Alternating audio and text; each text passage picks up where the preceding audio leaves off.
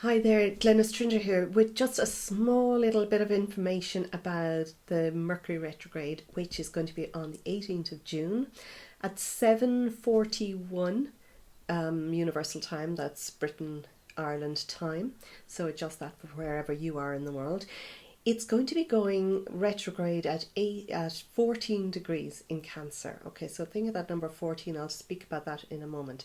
Now, a lot of people are really nervous of Mercury retrograde. They feel that when Mercury goes retrograde, there's so many issues that can go wrong with technology and communications. This can happen. It's not the general thing. I haven't focused on that myself. What I feel is really powerful is Mercury goes retrograde more than any other planet. It's the closest to the sun, so its axis around the sun is quicker. And from our vantage point in space, it looks like Mercury is going in one direction and then it goes back a little bit for 3 weeks and then it goes on direct again. And that looking as if it's going backwards in the sky is what makes it go retrograde. Of course, it's not. It's from where we are viewing it from Earth. So it goes retrograde about 3 times. Most years 3 times. If it's very early and late in the year, there will be four. So the first retrograde with Mercury this year was in February, and that was in Pisces. This is the 18th of June, and it's in Cancer, and the next one will be in November, December in Scorpio. So they're all water signs. So we've got that energy of the water sign as well, that sort of fluid energy. And in fact, Mercury is going retrograde at 14 degrees, as I said, in Cancer.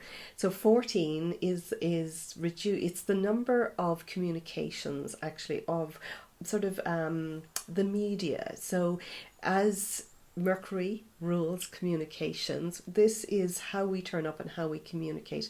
And this might be asking you to communicate in a bigger way, speaking up, maybe blogging, writing, podcasting, videoing. What is it that you need to do now to communicate on a better level? 14 reduces to a 5, and 5 is the number of flexibility. It's midway between 1 and 9. All of the numbers reduce to either 1 or 9. So 5 is in the middle. It's the same backwards as forwards. It has that facing both directions. So it is represented as the number of flexibility, so more flexibility. Then we're looking at Cancer, and Cancer it's the sign that rules our home and nurturing, and how making that space somewhere, the homemaker. It's quite a feminine energy, and Cancerians love to have their home is their space to nurture and become healthy. And so what you may find you really want to do in this retrograde is to we always release something. It's always retrograde is always about looking back and releasing. So where in your home, what do you need to declutter? It might be as simple as, how are you decluttering your home? How do you want that to look like now?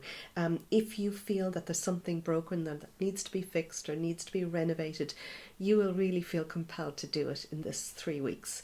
The home is our steadfast. It's our our place to nurture each other and our family, and it should be somewhere that it really feels like a sanctuary for you. So it might be that you might want to do a bit of feng shui or clean up, release in that way.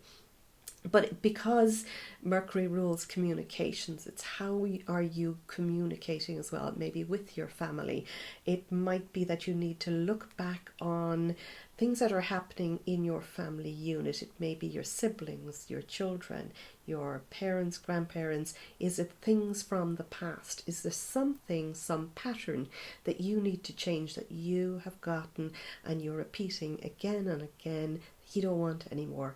Because this is the best time to look back and do a little bit of releasing on that.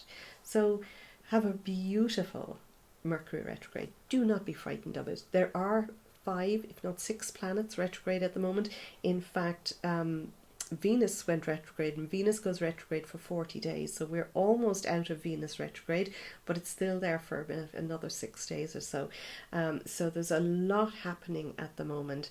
But Venus will also bring that sort of divine, loving energy into this retrograde, which is what we need to do when we're dealing with the family and the home and loved ones and how we turn up with our communications.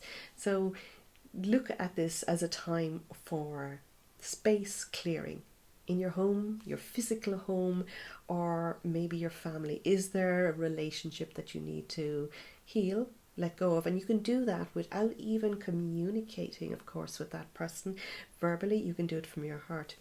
I did this beautiful thing this week that I was inspired to do by somebody I follow, Joe Dispenza, and he has something called Go Love 20.